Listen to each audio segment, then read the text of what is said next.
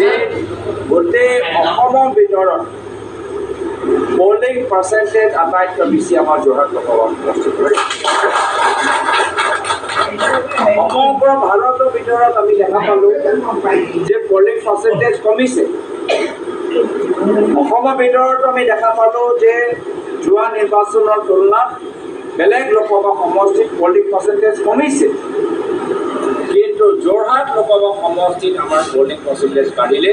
তেতিয়াই মই গম পালোঁ যে এই মানুহসকলৰ যি অংকৰ, যি অংকৰত তেওঁলোকে আমাক পিছুৱাই ৰাখিছিলে, সেই অংকটো সেইদিনাই তেওঁলোকৰ বেয়া হৈ গ'ল। আজি যি আমাৰ নতুন গোটৰ মহিলাসকল, বাগানৰ শ্ৰমিকসকলৰ আমাৰ জয় লাভত যথেষ্ট অৰিহণা।